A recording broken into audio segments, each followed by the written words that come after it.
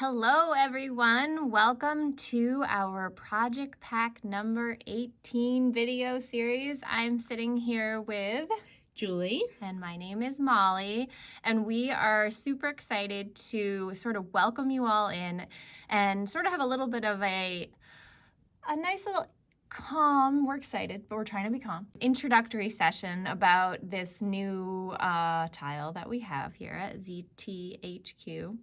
And we're going to do a little unboxing. Julie's going to help me out. So if you all have a project pack with you at home, I encourage you to get yours out. I'm sure that you haven't peeked yet. Oh no, they've peeked. I know. But for those of you who haven't, this is very exciting. And for those of you that have, I invite you to grab your project packs and get ready to explore and tangle and have a little fun with some new materials. If you don't have a project pack, don't worry about it. Tangle along with us, learn, enjoy, explore, and just, figure things out with whatever you have at home. So let's go. All right, well, let's start with the tools. We've got some great, fun, exciting tools to use with you guys in this series. I feel like I should be doing like a drum roll or something. Yeah. All right, I think we got everything out of there. So to begin, we have our trusty micron. So our micron 01 that we know and love here in the Zentangle Method. And then we're also working with a micron 10, which is a real bold tip. So we're excited to explore that today. And I always like to note with these particular pens, can you put those back under for a second, Julie? Absolutely. That I do have a little bit of dyslexia, so this pen is really challenging for me because there's a 01 and a 10. And so I often read them the same or backwards. And so just double check with these pens. One is a really fat tip and one's a really fine tip. And we'll try to pay attention to that as we go. But they are actually quite different, but they look almost the same when you look at it. And then we've got a white jelly roll here, and we're excited to use that. That's the medium tip. So they call that 08 or medium. Yep. And then we have these silver shadow gel pens, which are really fun pens, and we'll get into more exactly what they are later. But these come in 5 different colors, and you all have a different color. So fun. Looks like we got like orange or something like that. Yep. And then you're going to have 2 of these pastel chalk pencils from our friends at General Pencil. Again, we're all going to be working with different colors. So I have the sea green and canary yellow here, and you might have something different in your pack, and that is just the fun of it all. Right, and we kind of purposely do that so when the mosaics come in, we see all these like kind of cool combinations of different colors. So that's kind of fun. And then we've got our graphite pencil, our white charcoal pencil, both from our friends at General's, and then a tortillon for each of those pencils, which when you start working with them, you're going to want to keep them all separate. So sometimes if you want to put a little letter on each one to remind yourself, okay, this one's for graphite, this one's for sea green or whatever it is, so you can keep those straight. Good suggestions. And now I think this really needs a drum roll. I think so. Sorry, we have a little bit too much fun here. So inside the tile envelope, Julie, is our very new member of the Zentangle tile family. And these are what we're calling our translucency tiles, which is really kind of fun. I mean, I'm sure that I actually years and years ago, I took a class where we made lampshades, and that's the first time I played around with my friend Elisa Murphy taught this class, and we made lampshades, and we explored tangling on a kind of vellum-y surface, and that was the first time I was like, this is so cool, and I had sort of forgot about it, and I've seen other people kind of do some projects here and there, but it took a while to sort of process how would we do this as a tile, and what are some other things that we can do with it. So I'm just so excited that we can finally share this with everybody. We've had it, we've been working with them for a little while. I know, so it's been in the vault for a long time. A lot of our products go through a very long process of research and development, and then once manufactured, it actually takes quite a while for us to put them together and then pack them and ship them all around the world. And so it's actually been maybe a year and a half to 2 years since we started this project, which is kind of crazy. So we are very excited because I know Julie and I have been hiding these tiles that we've been working on all over the place. So it's fun to be able to finally share them and some of our findings. And the truth is, we just plant seeds, and what's going to happen is you guys are going to get these and you're going to create so many cool things with them. So we're pretty pumped about that. Julie, what else, like any other specifics about this paper that you'd want to share? So this is a pretty neat paper. It's a naturally translucent vellum paper, and it is achieved, the translucency is achieved without the use of chemical additives. So that's kind of cool. Right, and it is acid-free. Some people do ask us that question. Yeah, it is acid-free, so it is going to be more archival, if you're using like an archival pen on it, and it's also recyclable and biodegradable. Oh, very, very cool. And although my mom is going to fold hers, I think, at some point in time during this Project Beck series, it has been said that this paper isn't designed to be folded, but I think, we break the rules a lot. So, explore, try different things and see what happens.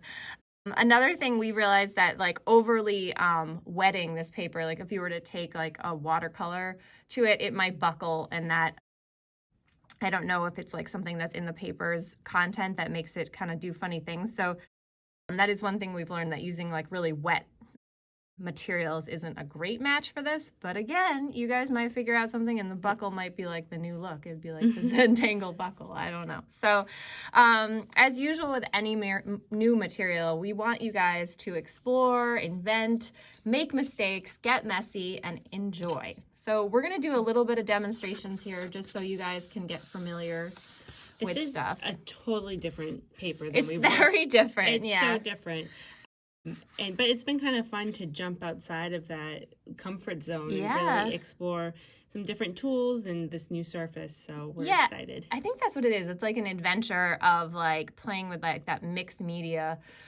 Traditionally working Zentangle on 100% cotton natural, fiber, and then switching to this is like a jump, but it's a fun jump. It is a fun jump. Yeah. And I think we can always go back, right? Oh, absolutely. Yeah. So we have a couple of different tools here from the project pack that we're going to be demoing, and Julie's going to make some comments, and I will too. I wanted to make a recommendation that you take one of your tiles from your project pack and sort of determine that your R&D tile or your practice tile or your experimenting tile, and you use it not for making a Zentangle tile, but you use it for learning about the tools. So after you watch this video, I invite you to say, okay, this one tile is going to be the one that I kind of get a feel for my tools with. And we welcome you to do that. And there's enough tiles in your set to do that with. You could actually continue to use it as we go along as well. So I have the black micron 01 right now. And as you can see, it puts a nice inky line down on here. And for the most part, I found that the micron works great on these materials. Every once in a while, it gets a little skippy. Did you get that? I did. I got that too, and I usually found if I changed like the way I was gripping the pen, or it kind of corrected itself, or on a piece of scrap paper. Actually, just taking the back of this little piece of paper here and doing just kind of like clean it off a little bit. I don't know if there's something on the finish of this paper or what it is that gets on that nib, but I usually found when it was skipping, if I just kind of adjusted my grip and cleaned it off a little bit and got right back to it, I didn't have an issue. Yeah, and one thing I want to kind of state, sometimes when your pen's skipping, people's tendency is to press harder. I want to encourage you not to do that because you could bend the nib of your pen. So if you find that the black ink is skipping, just get a piece of copy paper. Like I said, the back of your project pack little note here would probably be perfect. And just kind of run the pen across the surface of the paper and then continue on. And it should keep going. I actually didn't have a lot of trouble with it, but some of the pens I'll be like, oh, that's kind of skipping. Am I out of ink? You're not out of ink. It's actually just the surface needs to be like cleaned off a little bit. And that's why this little like exploratory tile is perfect, because it is different than working on like the cotton paper that we're used to. Yeah. So like I said, I just needed like a little time to adjust and really figure out what was working best. And like Molly said, pressing harder is not going to work. Those nibs are so thin and delicate that they do bend easily, and once it's bent, it's not really salvageable. So you Right. want to be careful. And now Molly's working with the Micron 10, which you can tell is a real bold line. And this is not a pen that I would have normally picked up for Zentangle art, I don't Oh, think. I like it. I like the fine line, but on these tiles, I had so much fun with Right. it. Well, it's super juicy and it Yeah. kind of glides across really nice. The extra ink does help. You can see it's nice and black, which is kind of fun. So you get these really bold pieces. And as Julie reminded me earlier, the ink inside both of these pens is exactly the same, right? Yeah. So that what's really special about Pigma ink is that it's single pigment ink. So whether you pick up a Micron 1 or 10, or if Molly takes a micron out of my bag, they're all going to be the same color black. So it makes it really easy to kind of switch back and forth. And that goes for all their colors. So if you pick up a purple micron and then you pick up a different one, it's going to be the same exact color because it's the single pigment ink. That's nice for consistency and it's nice for creating detail because you can Yeah. kind of like start with the bold pen and then go back in and kind of sculpt your lines. So that's kind of fun. So those are the black pens that we're going to be using. But now we're going to move on to the two different jelly rolls here. So Which behave very differently on these tiles. They do. We have the green silver shadow. We'll start with that. And Julie actually had the opportunity a couple of years ago to travel to California to literally learn about microns and Sakura pens, which is Yes. really exciting. So these pens are a lot of fun. They are actually made up of two components. So you've got a ink that is called dye stuff. Very technical term. Very technical term. And that is the color that you see. So that makes up the different color pens. And like I said, you guys all have a different color in your pack. But then also in this pen is a metallic powder. And we're working with silver, but Sakura also makes it in gold. And that dye stuff ink like really spreads out on the tile, but that metallic powder is very thick and it really just sits on top of the tile. So it gives this illusion of like a shadow, the color shadow around totally. whatever you're drawing. So it's a lot of fun to work with. The different colors are great. One thing to keep in mind is that these are very wet jelly rolls. So you want to allow for some drying time. And even after it's all dried, you've been sitting there for a couple days, that metallic powder will still come off the paper if you were to, rub your finger across it. I did find that. Yeah. I appreciate that you said that the dye stuff is designed to kind of spread out. And you'll find that in some of these, I actually noticed that the ink spreads a lot, almost like bleeds, but it adds a look. It's kind of like what these pens do. So on a regular paper, they might not have spread out as much, but on these clear tiles, they definitely do spread. So that's part of what you're doing. You might not want to do like a really close together pattern with these pens. Right. Because you'll get a different thing. When you do dots, you get this really cool effect, but they do spread out. So expect like a little bit of... Yeah, these pens are not for fine detail. Right, yeah, they have a different look, but we're going to have some fun with them. We loved the way that they dried on here and the way that they kind of gave you this very cool effect of like almost frosted. So, Julie, did we have that sample of the ones? Yeah, this is just a demo that Rick had done for himself that had all the colors on here and just to see what they looked like. And then as you can see, when you turn it over, you get the pure color. So it looks very pink or orange. And then when you look on this side, you get like a more sort of iridescent silver shine. And actually down here, you can see if you rub your hand across it, you'll get like this kind of burnished off look, like the frosted glittery stuff would sometimes come off.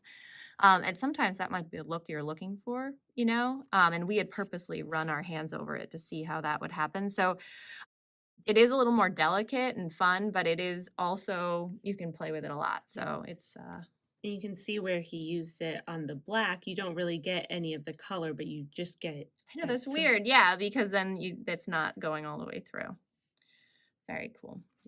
So anyway, that's been a fun pen to kind of play around with. And as Julie said, it takes a while to dry. In fact, I had a couple of situations when I was fooling around with these pens that I accidentally rubbed my hand over it. So you want to be kind of careful so that you don't do that. It's really hot right here in New England, like really I think hot. it's hot in a lot of places Yeah, right it's now. like super hot. So I think the humidity and the hotness is making everything not dry very well. So I think one time it seemed like it took over like an hour for it to dry. I might have been exaggerating. It just felt like that. So you also want to keep that in mind with the micron 10 too. If you're like filling in a spot, you want to give that a minute to dry too before you rub your hand over it. yes. Oh my goodness, good point. So the other pen that we have here that I wanted to share with you guys that I love the results with on this tile is the white jelly roll, which is really different than the other jelly roll we were just playing with. They have really different characteristics. White is beautiful and frosty and it looks great on this vellum. It's slightly problematic at times. And that was something we like toyed around with, being like, should we use it or not use it? But we decided that the results were so cool that we could sort of educate people on how the pen's working on these tiles, and you can play around with trying to get the results you want. And really, for specific details, it's so worth it.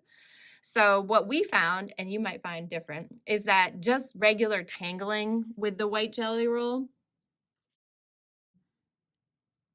can be a little bit difficult because the pen, and it works, but the pen can lose its ink and be a little skippy. Of course, it's being perfectly behaved right now. But at times, I have noticed that it can be a little hard. So that is something we noticed. It gets a nice, really fine white line, which is great. And as we said, it sometimes can work just great, but see how it's a little skippy there.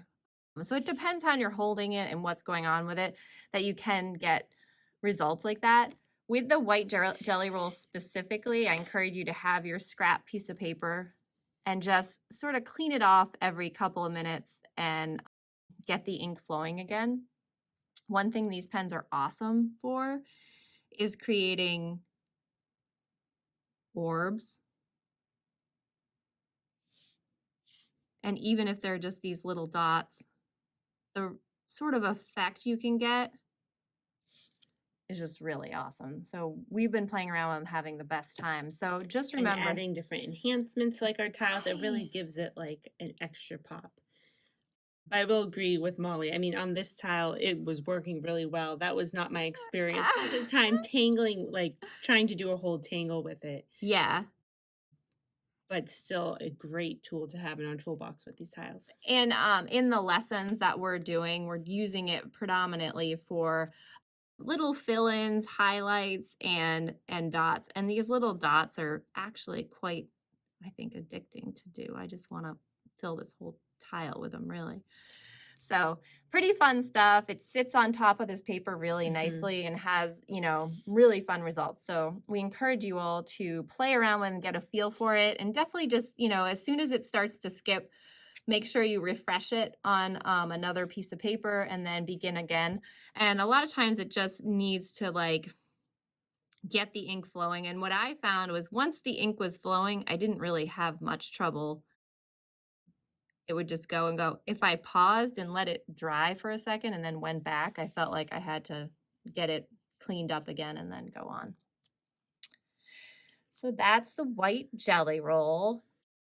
We have a couple of pencils that are very cool. Yes. Julie just picked up this orange one, which is such a bright, really vivid color, which is kind of fun. So this is General's Pastel Chalk Pencil. These are, we love these pencils. I feel like we keep using them. So I'm putting a nice bold line down on this paper. Just putting it down pretty heavy, actually, because I can right now. It's pretty fun. blowing off the These excess. were a lot of fun to use to shade with, to add different Yep. dimension, because you can get a real light shade or a real dark shade, and they just spread so nicely. I mean, look at how much, like, I mean, seriously, it kind of, you can make that fade. Look at that. It's like a sunrise over here. Really, really pretty. So it moves around really well, but at the same time, you can keep a nice sharp edge with them. So super fun. It almost changes it into like a stained glass kind of thing, which is, with this ability to have the light come through the back, it's really fun. And then the pencil doesn't come through as much, so you can play with that as an effect too. Whereas the pen does go through a lot. So it's kind of two different approaches. So that's fun. And you each have two different colors? 2 different colors, yep. Yeah. So those are fun to play around with. And then we have our good friends who we never leave out. We've got the graphite and the white charcoal. Yep. And I'm going to show you here just the graphite by itself, which again, this paper, it just spreads like butter. It's so fun. So I actually found like a bunch of times I was just using, like on places where I just needed a little bit of graphite, I would actually kind of just go, you know, with the dirty tortillon and kind of. Yeah, or you can go like take it from somewhere else. Exactly. Just, oh, good point. Yeah, just pull it up. And you get like a little bit of, and then you can also layer them. So if you wanted to put a little graphite over the orange or vice versa. And I know I mentioned before, you know, keeping all your tortillons separate. Yep. By the end of this, they're all going to They all are. I know, here I am like playing around. And that's fine. No, because it's awesome. Like, I know. I do that a lot. But that's why you're the queen of shading. I know. So I said to Julie, one thing I have noticed with the paper is that, like, after working it a lot, some of them are like kind of curling a little bit on the edges. I mean, you can easily kind of fold them back the other way, but I said, I was looking at the tiles and I said, why are all the ones I did curling and the ones everybody else did not curling? I think it's because I tend to do a lot of burnishing and graphite work and really just overworking the tiles. It's totally different approaches, but I did notice that mine tended to, and I could kind of flatten them out and put them in a book, and then they went back down. So that is one thing. And then we also have the white charcoal, which is fun, which adds like almost an added frostiness to